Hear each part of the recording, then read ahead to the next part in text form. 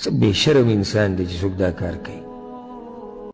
زور خو هغه چاته چې کمزوری د یاده که زه عامه خبره کوم د مور پلار نه، زور خو هغه چاته چې کمزوری دا د سړیتوب کار نه دی. ګورې لکه اوس په لاره کې یو فقیر ملنګ ولاړ دی او غریب کمزوری او ته هغه ته زور ښیې او ته زورور یې، دا د سړیتوب کار نه دی.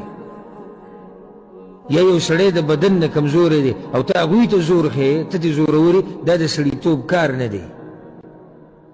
پاتې دا چې مور پلار کمزوري شي ته هغوی ته زور ښیې او هغوی وهي.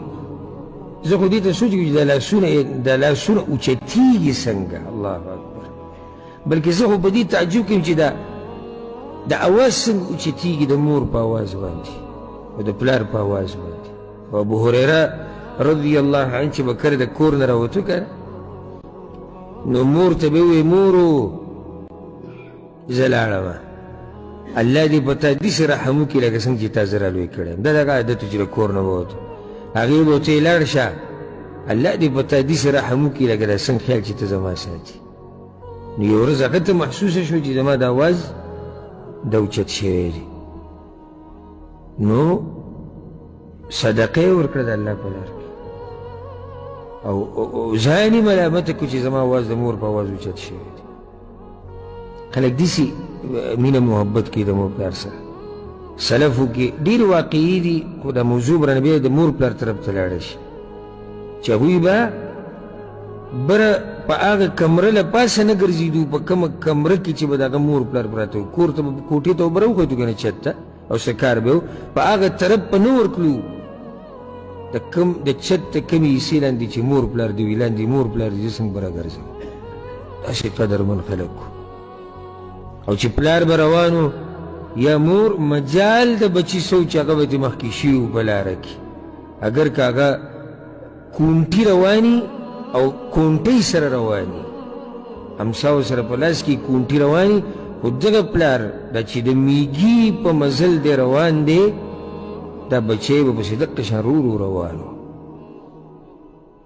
او دغه خلک دي چې تاریخ هم یاد وساتل او د هغې نه مخکې رب العالمین به دوی له بې شماره اجر ورکوي او د دوی بچي هم د دوی سره ښه کوي.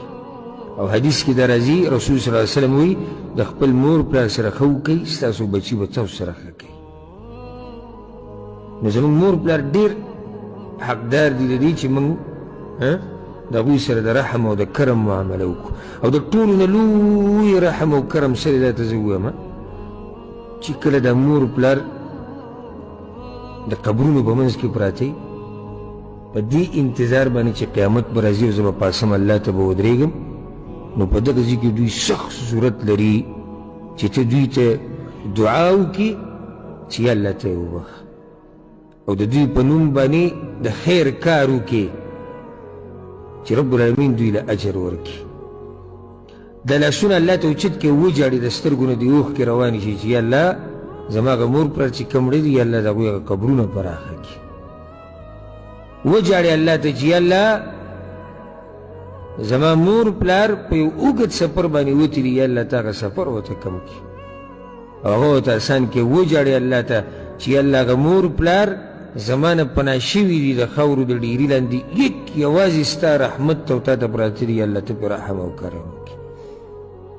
دا قسمه دعاګانې انسان وغواړي د مور پلار لپاره، دا لوی رحم او کرم دی. او صحیحینو کې حدیث د عایشه رضی الله عنها وی د رسول الله سلم خواله یو سړی راغی وی یا رسول الله زما مور مړه شوه،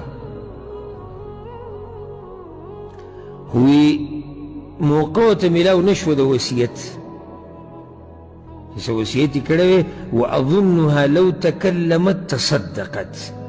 مور یې پېژنده، دینداره مور یې وه. وی یا رسول الله که موقع ورته میلاو شوی نو د صدقې څه وصیت به یې کړی و. فهل لها اجر ان تصدقت عنها، نو الله به له اجر ورکړي چې زه د هغې د طرف نه صدقه وکړم. رسول صلی الله علیه وسلم نعم، ولې د الله اجر نه درکوي. دا د مور پلار سره ښه دي چې په قبر کې پراته وي ته د هغوی په نوم صدقه ورکړي، ته د هغوی په نوم د خیر کار وکړي. دا غټ ښه دي د مور پلار سره، بغیر د دې نه چې ته دې پسې ګرځې چې زما دې نوم وشي یا نه، ته د مور پلار سره ښه کوه. رب العالمین به دې وځلوي په دنیا او په آخرت کې.